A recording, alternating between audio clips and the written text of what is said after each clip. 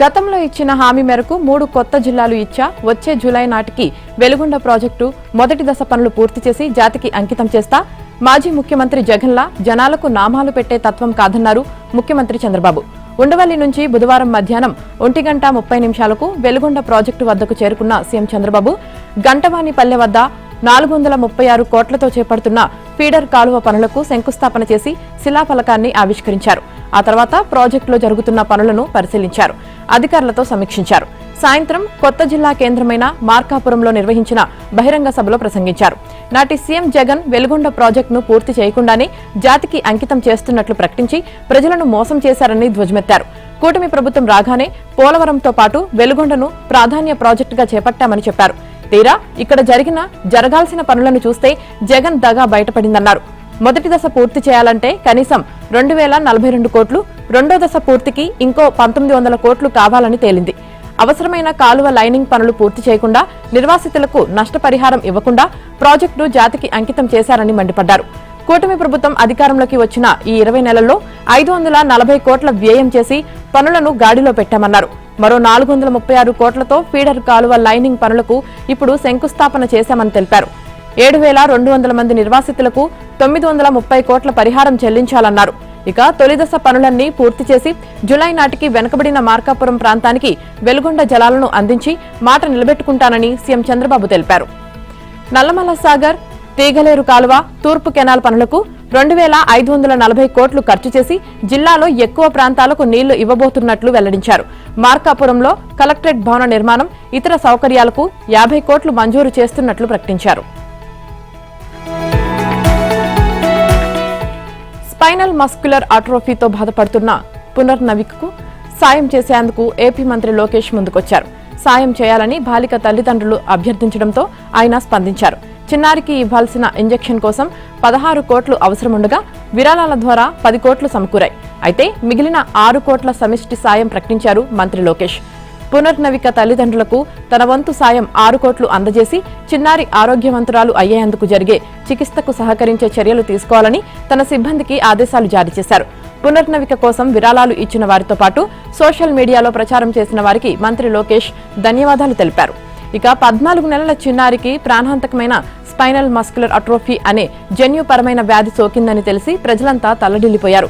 16 కోట్ల విలువైన ఇంజెక్షన్ వేయిస్తే చిన్నారి కలకాలం క్షేమంగా ఉంటుందని తెలిసి చెయ్యి కలిపారు. తమకు తోచిన సాయం చేసి 10 కోట్ల వరకు ఆ చిన్నారి తల్లిదండ్రులకు అందించారు. మరోపక్క ప్రధానమంత్రి రిలీఫ్ ఫండ్ నుంచి 50 లక్షలు మంజూరయ్యాయి.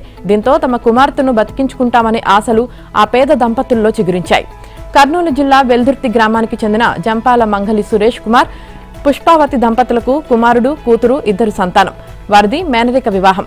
కుమార్తె పునర్నవిక 2025 మే 12న జన్మించింది. పుట్టినప్పుడు 3.5 కిలోల బరువు ఉన్న ఆ చిన్నారి 4-5 నెలలు నిండిన శరీరాన్ని కదిలించకపోవడంతో కర్నూలులోని ఓ ప్రైవేట్ ఆసుపత్రికి తీసుకువెళ్లారు. అక్కడి వైద్యుల సూచన మేరకు 6 నెలల చిన్నారిని హైదరాబాద్లోని రెయిన్బో చిన్నపిల్లల ఆసుపత్రికి తీసుకువెళ్లారు. అక్కడ పరీక్షించిన వైద్యులు ఆ పాపకు అరుదైన వ్యాధి SMA సోకిందని తెలిపారు. ఈ వ్యాధి వెన్నెముకలోని కణాలను దెబ్బతీసి కండరాల బలహీనత, క్షీణతకు దారితీస్తుందని చెప్పారు. దీనివల్ల నడవడానికి కష్టమవుతుందని, ఒకసారి ఇచ్చే జోన్ మెన్స్పా ఇంజెక్షన్తో నయం చేయవచ్చని చెప్పారు. ఇక ఆ ఇంజెక్షన్ ఖరీదు 16 కోట్లు ఉంటుందని వైద్యులు చెప్పడంతో ఆ పేద తల్లిదండ్రులు ఒక్కసారి కుంగిపోయారు. దాతల సాయం కోసం ఎదురుచూశారు. ఆ కన్నవాళ్ల ఆవేదనను గతేడాది డిసెంబర్ 10న ఆంధ్రజ్యోతి ప్రధాన పత్రికలో కథనం ప్రచురించడం కావడంతో వారి ఆవేదన వెలుగులోకి వచ్చింది. ఆ కథనంతో రాష్ట్రం నుంచేగాక పొరుగు రాష్ట్రాల్లోని మానవతా మూర్తులు స్పందించారు. గత సార్వత్రిక ఎన్నికలకు ముందు బాబాయ్ వైఎస్ వివేకానందరెడ్డిని హత్య చేసి కత్తిని వైసీపీ అధ్యక్షుడు వైఎస్ జగన్మోహన్ రెడ్డి తమ చేతుల్లో పెట్టారని మంత్రి లోకేష్ అన్నారు. ఇప్పుడు Maharashtra deputy CM Ajit Pawar VSR aviations విమాన ప్రమాదంలో మరణించిన ఘటనతో హెరిటేజ్ కు సంబంధం ఉందంటూ వైసీపీ ఆరోపణలు చేయడం కూడా ఇలాంటిదేనన్నారు. విఎస్ఆర్ ఏవియేషన్స్ తో హెరిటేజ్ కు సంబంధం లేదని స్పష్టం చేశారు. హెరిటేజ్ ఫిన్లీస్ ను 1996లో స్థాపించారని తెలిపారు. 2022లో హెరిటేజ్ ఫిన్లీస్ నుంచి వేల సంస్థల తరహాలోనే విఎస్ఆర్ ఏవియేషన్స్ కు రుణం తీసుకుందని చెప్పారు. ఇక ఆ సంస్థ రుణం తీసుకునే నాటికి తాము అధికారంలో లేమన్నారు. 2024లో తమ ఎంపీ రామ్మోహన్ నాయుడు కేంద్ర విమానయాన మంత్రి అవుతారని గాని 2026లో Maharashtra deputy CM Ajit Pawar BSR aviations విమానంలో ప్రయాణిస్తారని గాని ఆ విమానం ప్రమాదానికి గురవుతుందని గాని తాము కలలో కూడా అనుకోలేదన్నారు. భవిష్యత్తులో ఏం జరుగుతుందో తెలిసేందుకు తాము జ్యోతిష్యులం కాదన్నారు. బీఎస్ఆర్ ఏవియేషన్స్ కు రుణం ఇవ్వడం మినహా హెరిటేజ్ పిలిన్స్ కు ఎలాంటి సంబంధాలు లేవన్నారు. ఇక 2019 ఎన్నికలకు ముందు ఇదే విధంగా బాబాయిని గొడ్డలతో నరికి ఆయుధాన్ని తమ చేతుల్లో పెట్టేశారని, ఇప్పుడు బీఎస్ఆర్ ఏవియేషన్స్ తో హెరిటేజ్ పిన్లీస్ కు సంబంధం అంటగడుగుతున్నాయి. అడోబ్ సంస్థ సీఈఓ శంతను నారాయణ్ సీఎం రేవంత్ రెడ్డిని కోరారు. శంతను నారాయణ్ ముఖ్యమంత్రిని మర్యాదపూర్వకంగా కలిశారు. గ్లోబల్ మ్యానుఫ్యాక్చరింగ్, గ్రీన్ ఎనర్జీ, ఉద్యోగాలపై ఏఐ ప్రభావం, స్కిల్లింగ్, రీస్కిల్లింగ్ కు సంబంధించిన అంశాలపై సీఎం రేవంత్ తో ఆయన చర్చించారు. గ్లోబల్ ట్రెండ్స్, అవకాశాలపై ప్రభుత్వ పరంగా చేపట్టాల్సిన కార్యక్రమాలపై మాట్లాడారు. ఇందుకు స్పందించిన సీఎం రేవంత్ తెలంగాణను మ్యానుఫ్యాక్చరింగ్ పవర్ గా తీర్చిదిద్దాలనే తమ లక్ష్యమని తెలిపారు. ఇక ఇందుకోసం కొన్ని ముఖ్యమైన సంస్థలను ఆకర్షించేలా ప్రణాళికలు రూపొందించాల్సి వచ్చిన అవసరం ఉందని అభిప్రాయపడ్డారు. ఎన్నికల్లో ఇచ్చిన హామీ మేరకు చేయూత పథకం కింద ఇస్తున్న పింఛన్ను పెంచాలని తెలంగాణ రాష్ట్ర ప్రభుత్వం భావిస్తుంది. అయితే రాష్ట్ర ఆర్థిక పరిస్థితుల దృష్ట్యా పింఛన్ మొత్తాన్ని విడతల వారీగా పెంచాలన్న అభిప్రాయంతో ఉంది. ప్రస్తుతం చేయూత పథకం ద్వారా వృద్ధులు, ఒంటరి మహిళలు, ఎయిడ్స్ రోగులు, డయాలసిస్ రోగులు, చేనేత, గీత కార్మికులు, బీడీ కార్మికులకు రాష్ట్ర ప్రభుత్వం 2016 చొప్పున, దివ్యాంగులకు 2116 చొప్పున పింఛన్ ఇస్తోంది. ఇక ఎన్నికల సమయంలో చేయూత పెన్షన్ను 4000కు, దివ్యాంగుల పెన్షన్ను 6000కు పెంచుతామని కాంగ్రెస్ హామీ ఇచ్చింది. ఇప్పటికే 6 గ్యారంటీల్లో భాగంగా మహిళలకు ఉచిత బస్సు ప్రయాణం, గృహజ్యోతి కింద 200 యూనిట్ల ఉచిత విద్యుత్, 500కే గ్యాస్ సిలిండర్, సన్నబియ్యం వంటి హామీలను అమల్లోకి తెచ్చిన రేవంత్ రెడ్డి సర్కార్ ఇప్పుడు పెన్షన్ల పెంపుపై దృష్టి సారించింది. అయితే ఈ హామీని కొంతకాలం ఆగాక నెరవేర్చడమా, లేదంటే ఇప్పటి నుంచే విడతల వారీగా పెన్షన్ పెంచుతూ వెళ్లడమా అని ఉన్నత స్థాయిలో చర్చ జరిగినట్లు సమాచారం. ఇక విడతల వారీగా పెంచితే తొలి విడతలో 500 పెంచాలన్న అభిప్రాయంతో ప్రభుత్వం ఉందని తెలుస్తోంది. ఆంధ్ర రాష్ట్ర ప్రభుత్వ ప్రధాన కార్యదర్శి విజయానంద్పై హైకోర్టు మండిపడింది. గ్రూప్ 1 మెయిన్స్ లో ఎంపికైన అభ్యర్థులను తక్షణం కీలక పోస్టుల నుంచి అప్రధాన్య పోస్టులకు మార్చాలని ఇచ్చిన ఉత్తర్వులు అమలు చేసి రిజిస్టర్ జ్యుడిషియల్ కు నివేదిక సమర్పించాలని ఇచ్చిన ఆదేశాలను ఎందుకు అమలు చేయలేదని కోర్టు ముందు హాజరైన విజయానంద్ను నిలదీసింది. తక్షణం అనే పదానికి అర్థం తెలియదా అని ప్రశ్నించింది. ఇక సీఎస్ మరో 4 రోజుల్లో పదవి విరమణ చేయబోతున్నారని, ఈ 4 రోజుల్లో జైల్లో ఉంచితే ఇతర అధికారులు దారికొస్తారని వ్యాఖ్యానించింది. ఇక ఉత్తర్వులు అమలు చేస్తారా లేదా జైలుకి వెళ్తారా అని సీఎస్ ను ప్రశ్నించింది. కోర్టు ఉత్తర్వులను సీఎస్ఏ గౌరవించుకుంటే కింది అధికారులకు ఇంకేమి గౌరవం ఉంటుందని నిలదీసింది. ఇక కోర్టు ఉత్తర్వులను గౌరవించాల్సిన అవసరం లేదని కింది అధికారులకు సందేశం ఇస్తున్నారా అని ప్రశ్నించింది. కీలక పోస్టుల్లో ఉన్న అధికారులు దర్యాప్తును ప్రభావితం చేసే అవకాశం ఉందని ఎంపిక కాని అభ్యర్థులు ఆందోళన వ్యక్తం చేసిన నేపథ్యంలోనే ఎంపికైన వారిని అప్రధాన్య పోస్టులకు మార్చాలని ఆదేశాలు ఇచ్చామని పేర్కొంది. తమ ఉత్తర్వులు అమలు చేయకపోవడాన్ని చూస్తుంటే ఉద్యోగులకు ఎంపికైన వారు ఇప్పటికే సీఎస్ ను మేనేజ్ చేసినట్లు కనపడుతుందని, ఆ అధికారులతో సీఎస్ కుమ్మక్కయ్యారని ఘాటు వ్యాఖ్యలు చేసింది. నాటి నర్సాపురం ఎంపీ, ప్రస్తుతం అసెంబ్లీ డిప్యూటీ స్పీకర్ రఘురామకృష్ణరాజును కస్టడీలో చిత్రహింసలకు గురిచేసిన కేసులో నిందితుడైన ఐపీఎస్ అధికారి సునీల్ కుమార్ నాయక్ విదేశాలకు పారిపోకుండా పోలీసులు లుకౌట్ నోటీసులు జారీ చేశారు. బీహార్ క్యాడర్ కు చెందిన ఆయన వైసీపీ ప్రభుత్వంలో డిప్యూటేషన్ పై ఏపీకి వచ్చారు. రాష్ట్రంలో కూటమి ప్రభుత్వం వచ్చిన వెంటనే నాయక్ తన డిప్యూటేషన్ ను రద్దు చేసుకుని బీహార్ వెళ్లిపోయారు. రఘురామరాజును గుంటూరు సిఐడి కార్యాలయంలో విచారించిన గదిలో ఆయన కూడా ఉన్నట్లు దర్యాప్తులో తేలింది. ఈ నేపథ్యంలో ఆయన్ను విచారించేందుకు పోలీసులు అనేక దఫాలు నోటీసులు ఇచ్చినా ఆయన స్పందించకపోగా పట్నా హైకోర్టును ఆశ్రయించారు. ఆ హైకోర్టు నుంచి తీసుకున్న ప్రొటెక్షన్ పిటిషన్ పై పోలీసులు కౌంటర్ వేయడంతో సునీల్ నాయక్ వ్యాజ్యాన్ని ఉపసంహరించుకుని గుంటూరులోని 2వ అదనపు జూనియర్ కోర్టులో ముందస్తు బెయిల్ పిటిషన్ దాఖలు చేశారు. ఇటీవల కోర్టు దాన్ని కొట్టివేసింది. దీంతో ఆయన్ను అరెస్టు చేయడానికి 3 రోజుల కిందట దర్యాప్తు అధికారి అయిన విజయనగరం ఎస్పీ దామోదర్ నేతృత్వంలోని పోలీసు అధికారుల బృందం పట్నాకు వెళ్లింది. అరెస్టు సమయంలో అక్కడ హైడ్రామా చోటు చేసుకుంది. ఏపీ పోలీసుల అదుపులో ఉన్న సునీల్ నాయక్ ను బీహార్ పోలీసులు విడిపించుకుని తీసుకువెళ్లారు. ఆ తర్వాత నుంచి ఆయన ఫోన్ స్విచ్ ఆఫ్ చేసుకుని ఎవరికీ అందుబాటులో లేకుండా అజ్ఞాతంలోకి వెళ్లిపోయారు. ఆయన్ను అరెస్టు చేయడానికి పట్నా వెళ్లిన పోలీసు బృందం అక్కడే మకాం వేసింది. నాయక్ పై నాన్ బెయిలబుల్ వారెంట్ జారీ చేయాలని పోలీసులు మంగళవారం గుంటూరులోని మొబైల్ మెజిస్ట్రేట్ కోర్టులో పిటిషన్ వేశారు. దీనిపై బుధవారం తీర్పు ఇస్తానని ప్రకటించిన న్యాయాధికారి స్రవంతి దానిని గురువారానికి వాయిదా వేశారు. వైద్య వృత్తి చాలా పవిత్రమైనదని గవర్నర్ అబ్దుల్ నజీర్ అన్నారు. గుంటూరు జిల్లా ప్రత్తిపాడు మండలం ఈదులపాలెంలోని కాటూరి మెడికల్ కళాశాలలో గ్రాడ్యుయేషన్ డే వేడుకల్లో గవర్నర్ పాల్గొన్నారు. ఈ సందర్భంగా ఎంబీబీఎస్ పూర్తి చేసుకున్న విద్యార్థులకు గ్రాడ్యుయేషన్ పట్టాలు అందించారు. కాటూరి మెడికల్ కళాశాలను అద్భుతంగా నిర్మించారని తెలిపారు. సూపర్ స్పెషాలిటీ మాదిరిగా ఇక్కడ మెరుగైన వైద్యం అందిస్తున్నారన్నారు. వైద్య వృత్తి చాలా పవిత్రమైనదని, పేద ధనిక అనే ఇద్దరు రోగులు ఉంటారు. వైద్యం కోసం ధనికులు డబ్బు చెల్లిస్తే పేదలు ప్రార్థనలు చేస్తారని వ్యాఖ్యానించారు. ఏఐ అనేది వైద్య వృత్తిలోకి ప్రవేశించిందని, నైతిక విలువలు, బాధ్యతతో ఏఐని వైద్య రంగంలో వినియోగించుకోవాలని కోరారు. ఎంబీబీఎస్ పూర్తి చేసిన విద్యార్థులకు అభినందనలు తెలిపారు. వారందరూ జీవితకాలం కొత్త విషయాలు నేర్చుకుంటూనే ఉండాలన్నారు. వైద్యులు తప్పనిసరిగా మానవతా దృక్పథాన్ని కలిగి ఉండాలని సూచించారు. కాటూరి మెడికల్ కళాశాలలో వేలాది మంది వైద్యులను తయారు చేసి సమాజానికి అందిస్తున్నారని కొనియాడారు.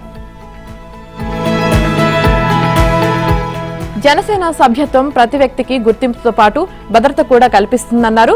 ఉమ్మడి విశాఖ రూరల్ జిల్లా అధ్యక్షులు పెందుర్తి శాసనసభ్యులు పంచకర్ల రమేష్ బాబు. ఎమ్మెల్యే క్యాంపు కార్యాలయంలో పంచకర్ల రమేష్ బాబు జనసేన సభ్యత్వ గోడ పత్రికను ఆవిష్కరించారు. నేటి నుంచి 10 రోజుల పాటు జనసేన సభ్యత్వం నమోదు కార్యక్రమం జరగనుంది. ఈ క్రమంలో జనసేన సభ్యత్వం ప్రతి వ్యక్తికి ఒక గుర్తింపు భద్రత అని తెలిపారు. కేవలం 100 మంది సభ్యులతో ఏర్పడిన జనసేన పార్టీ గత ఎన్నికల నాటికి 6 లక్షల సభ్యత్వానికి చేరిందని, ఎన్నికల తర్వాత 12.5 లక్షలకు చేరుకొని అత్యంత శక్తివంతమైన పార్టీగా ఆవిర్భవించిందన్నారు. ఈ ఏడాది మరింత ఉత్సాహంగా సభ్యత్వ నమోదుకు పార్టీ శ్రేణులు సిద్ధంగా ఉన్నాయని వెల్లడించారు. గత ఏడాది కంటే సభ్యత్వ రుసుమును ₹100 తగ్గించి 400గా నిర్ణయించారు. ఆంధ్రప్రదేశ్లో ఎమ్మెల్యేలు, ఎమ్మెల్సీల క్రీడా పోటీలు రెండో రోజు ఘనంగా జరిగాయి. విజయవాడలోని Indira Gandhi municipal stadium, Dandamudi Rajagopala Rao indoor స్టేడియంలో క్రీడా పోటీలు నిర్వహిస్తున్నారు. అసెంబ్లీ బడ్జెట్ సమావేశాల సమయంలో ప్రజాప్రతినిధుల మానసిక ఉల్లాసం పెంచడానికి, పార్టీల మధ్య స్నేహభావం పెంపొందించడానికి ఈ పోటీలు ఏర్పాటు చేశామని స్పీకర్ అయ్యన్న పాత్రుడు తెలిపారు. మొత్తం 156 మంది సభ్యులు, పలువురు మంత్రులు కార్యక్రమంలో పాల్గొన్నారు. ప్రధానంగా ఈ పోటీలు ఇండోర్ క్రీడలు దండమూడి రాజగోపాలరావు ఇండోర్ స్టేడియంలో జరుగుతుండగా, బయట క్రీడలు ఐజీఎంసీలో, లోపలి క్రీడలు ఇండోర్ స్థలంలో జరుగుతున్నాయి. ఇక టీడీపీ, జనసేన మిత్రపక్షాల సభ్యులు ప్రధానంగా క్రీడల్లో పాల్గొన్నారు. ముఖ్యమంత్రి చంద్రబాబు నాయుడు, ఉప ముఖ్యమంత్రి పవన్ కళ్యాణ్, స్పీకర్ చింతకాయల అయ్యన్న పాత్రుడు, మంత్రులు నారా లోకేష్, నాదెండ్ల మనోహర్, సత్యకుమార్ యాదవ్, కొలుసు పార్థసారథి, కొల్లు రవీంద్ర, కె అచ్చెన్నాయుడు ఆడారు. ఇక క్రీడల్లో తమ ప్రతిభను చూపెట్టారు. ఇక టీడీపీ రాష్ట్ర అధ్యక్షుడు పల్లా శ్రీనివాసరావు కూడా క్రికెట్ జట్టు కెప్టెన్ గా పాల్గొన్నారు. క్రీడల జాబితా మొత్తం 14 క్రీడలు ఉన్నాయి. పరుగు పందెం, volleyball, kabaddi, table tennis, chess, cricket, tenikoit, throwball, tug of war, shuttle, badminton, shot put, carroms, మహిళల కోసం మ్యూజికల్ చైర్స్, పికిల్ బాల్, మంచి ఆటలతో పాటు ప్రజాదరణ పొందిన క్రికెట్, కబడ్డీ వంటి పోటీలు జరిగాయి. గెలిచిన విజేతలకు ట్రోఫీలు, జెర్సీలు, కానుకలు అందిస్తున్నారు. సమావేశాల చివరిలో బహుమతుల ప్రదానం జరుగుతుంది. ఇక మార్చి 6న అమరావతిలో సాంస్కృతిక కార్యక్రమాలు కూడా జరగనున్నాయి.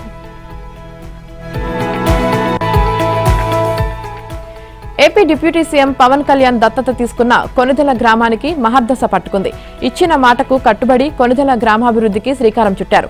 2019 ఎన్నికల ప్రచార సమయంలో తన ఇంటి పేరుతో ఉన్న కొనిదెల గ్రామాన్ని పవన్ కళ్యాణ్ సందర్శించారు. ఎంతో చరిత్ర కలిగిన గ్రామం అభివృద్ధికి నోచుకోవడం లేదని పవన్ గ్రహించారు. కొనిదెల గ్రామం దత్తత తీసుకుని ఆదర్శ గ్రామంగా తీరుస్తానని ఓర్వకల్లు సభలో పవన్ చెప్పారు. ముఖ్యంగా తాగునీటి సమస్యకు పెద్దపీట వేస్తూ ఓవర్ హెడ్ ట్యాంక్ నిర్మాణానికి ₹50 లక్షల విరాళంగా ప్రకటించారు. ఆ తర్వాత కొద్ది రోజులకే ఎంపీ బైరెడ్డి శబరి, ఎమ్మెల్యే జయసూర్య, నంద్యాల జిల్లా కలెక్టర్ రాజకుమారి కొనిదెలలో మంచినీటి ట్యాంక్ నిర్మాణానికి భూమి పూజ చేశారు. నిర్ణీత గడువు లోపల 90,000 లీటర్ల రక్షిత తాగునీటి ఓవర్ హెడ్ ట్యాంక్ నిర్మాణం పూర్తయింది. గ్రామంలో వాటర్ సప్లై పైప్ లైన్ పనులు చివరి దశకు చేరుకున్నాయి. వేసవికి ముందే తాగునీటి సమస్యకు శాశ్వత పరిష్కారం చూపడంతో గ్రామస్తులు డిప్యూటీ సీఎం పవన్ కళ్యాణ్ కు కృతజ్ఞతలు చెబుతున్నారు. ఈ మంచినీటి ట్యాంక్ కొనిదెల గ్రామ పరిధిలో 2,000 మందికి దాహార్తి తీర్చనుంది. ఇక దత్తత తీసుకున్న తర్వాత కొనిదెల గ్రామానికి డిప్యూటీ సీఎం పవన్ కళ్యాణ్ వరాల జల్లు కురిపించారు. పల్లె పండుగలో 1.0లో భాగంగా ₹20 లక్షలకు పైగా నిధులు ప్రకటించారు. ఈ నిధులతో 3 ఇంటర్నల్ రహదారుల నిర్మాణాలు పూర్తయ్యాయి. ఇక పల్లె పండుగ 2.0 కింద ₹45 లక్షల అంచనాతో 7 సీసీ రోడ్లు మంజూరు చేశారు. వీటితో పాటు గ్రామీణ రహదారి అభివృద్ధి సబ్ ప్లాన్ కింద కొనిదెల గ్రామంలోని జిల్లా పరిషత్ హైస్కూల్ నుంచి పగిడాల మండలం లక్ష్మాపురం వరకు 5 కిలోమీటర్ల బీటీ రోడ్ నిర్మాణానికి ₹4 కోట్ల, R&B రోడ్ నుంచి కొనిదెల గ్రామం వరకు ఉన్న రోడ్డు పునరుద్ధరణ పనులకు 45 లక్షల రూపాయలు మంజూరు చేయించారు. రంగారెడ్డి జిల్లా కడ్తాల్లో కల్తీ పాల విక్రయాలు కలకలం రేపాయి. గుట్టుచప్పుడు కాకుండా కృత్రిమ పాలను తయారు చేసి వివిధ డైరీలకు సరఫరా చేస్తున్న కేంద్రంపై మహేశ్వరం SOT పోలీసులు మెరుపు దాడులు నిర్వహించారు. గ్రామంలో పాల సేకరణ ఏజెంట్గా వ్యవహరిస్తున్న శ్రీశైలం గౌడ్ అనే వ్యక్తి ఈ అక్రమ దందాకు తెరలేపాడు. నిందితుడు షాద్నగర్ నుంచి కల్తీ పాలు తయారు చేసేందుకు అవసరమైన కృత్రిమ ముడి పదార్థాలను కొనుగోలు చేసి తెచ్చేవాడు. వాటిని పాల క్యాన్లలో కలిపి కృత్రిమ పాలను తయారు చేసి ఏమాత్రం అనుమానం రాకుండా ప్రముఖ డైరీలకు విక్రయిస్తున్నట్లు పోలీసుల విచారణలో తేలింది. స్థానిక సమాచారంతో దాడులు చేసిన SOT పోలీసులు పెద్ద ఎత్తున నిల్వ ఉంచిన కృత్రిమ పాలను గుర్తించారు. పట్టుబడిన పాలను రవాణాకు ఉపయోగిస్తున్న ఆటోను సీజ్ చేసి కడ్తాల్ పోలీస్ స్టేషన్ కు తరలించారు. నిందితుడిపై కేసు నమోదు చేసి లోతుగా దర్యాప్తు జరుపుతున్నట్లు కడ్తాల్ CI గంగాధర్ తెలిపారు. ఇక ప్రజల ఆరోగ్యంతో చెలగాటమాడే ఇలాంటి వారిపై కఠిన చర్యలు తీసుకుంటామని ఆయన. రాజమండ్రి కల్తీపాల ఘటనలో బాధితుల సంఖ్య 15కు చేరింది. ప్రభావిత ప్రాంతాల్లో జిల్లా పర్యవేక్షణ అధికారి, వైద్య నిపుణులు, శాస్త్రవేత్తలు, నెఫ్రాలజిస్టులతో కూడిన అధికారులతో ర్యాపిడ్ రెస్పాన్స్ టీంలు ఏర్పాటు చేశారు. 14 ఫీల్డ్ సర్వేలెన్స్ బృందాలు 679 ఇళ్లను సందర్శించి 957 కుటుంబాలను స్క్రీనింగ్ చేశారు. 110 కుటుంబాల్లో 315 మంది రక్త నమూనాలు సేకరించారు. మరో 2 కిడ్నీ వ్యాధి బారిన పడినట్లుగా వైద్య పరీక్షలో గుర్తించారు. మరోవైపు ప్రైవేట్ ఆసుపత్రుల్లో ట్రీట్మెంట్ పొందుతున్న వారి వైద్య ఖర్చులన్నీ ప్రభుత్వమే భరిస్తుందని జిల్లా కలెక్టర్ కీర్తి తెలిపారు. ఇక రాజమండ్రి కల్తీపాల ఘటనపై సీఎం చంద్రబాబు సమీక్ష నిర్వహించారు. వైద్య ఆరోగ్య శాఖ అధికారులతో మాట్లాడారు. బాధితుల ఆరోగ్య పరిస్థితిపై అడిగి తెలుసుకున్నారు. ఇక బాధితులు వైద్యుల పర్యవేక్షణలో ఉన్నారని చంద్రబాబుకు అధికారులు వివరించారు.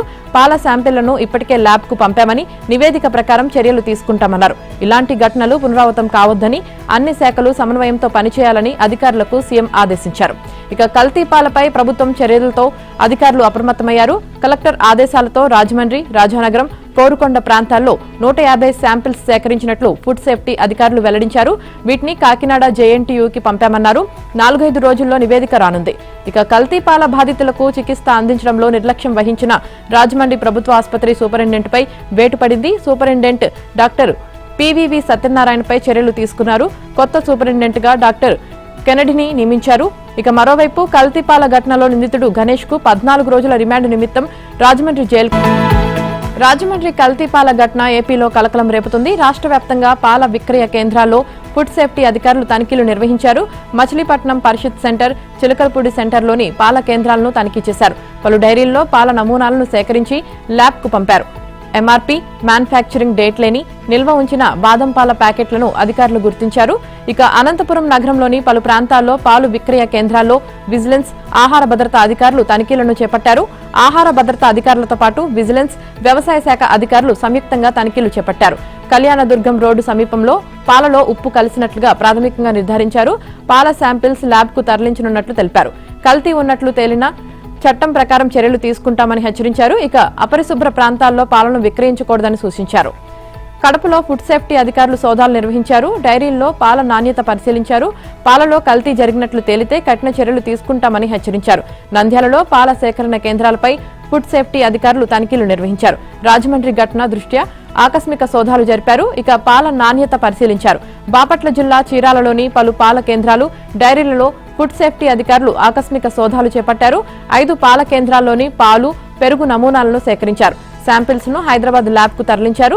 ల్యాబ్ రిపోర్ట్ ఆధారంగా డైరీ యజమానులపై చర్యలుంటాయని హెచ్చరించారు. ఇక రోడ్డు సమీపంలో అపరిశుభ్ర వాతావరణంలో పాలను విక్రయించొద్దని అధికారులు సూచించారు. ప్రజారోగ్యమే ధ్యేయంగా కల్తీ లేని పాలను విక్రయించాలని సూచించారు.